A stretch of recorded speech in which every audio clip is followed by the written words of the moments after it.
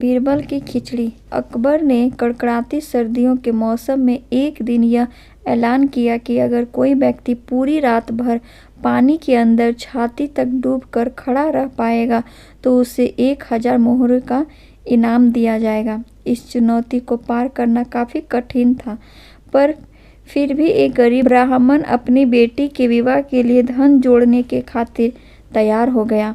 जैसे जैसे करके उसने कांपते ठिठुरते रात निकाल ली और सुबह बादशाह अकबर ने अपना अर्जित इनाम मांगा।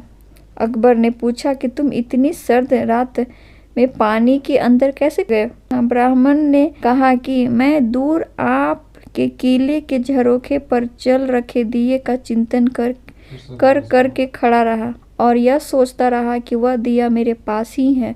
इस तरह रात बीत गई। अकबर ने यह सुनकर तुरंत इनाम देने से मना कर दिया और यह तर्क किया कि उसी दिए की गर्मी से तुम पानी में रात भर खड़े रह सके, इसलिए तुम इनाम के हकदार नहीं है। ब्राह्मण रोता हुआ उदास होकर चला गया। बीरबल जानता था कि ब्राह्मण के साथ यह अन्याय हुआ है। उसने ब्राह्मण का हक दिलवाने का निश्चय कर लिया। अगले दिन अकबर और बीरबल वन में शिकार खेलने चले गए। दोपहर में बीरबल ने तिपाई लगाई और आग जलाकर खिचड़ी पकाने लगा। अकबर सामने बैठे थे। बीरबल ने जानबूझकर खिचड़ी का पातन आग से काफी ऊंचा लटकाया। अकबर देखकर बोल पड़े कि अरे मूर्ख, इतनी ऊपर बंधी हांडी को तपन कैसे मिलेगी? हांडी को नीचे बांधो वरना खिचड़ी नहीं पकेगी। बीरबल ने कहा, पकेगी, खिचड़ी पकेगी, आप धैर्य रखें। इस तरह दोपहर से शाम हो गई और अकबर लाल पीले हो गए और गुस्से से बोल, बीरबल तू मेरा मजाक उड़ा रहा है, तुझे समझ नहीं आती? इतनी दूर तक आंच नहीं पहुंचेगी, हांडी नीचे लगा।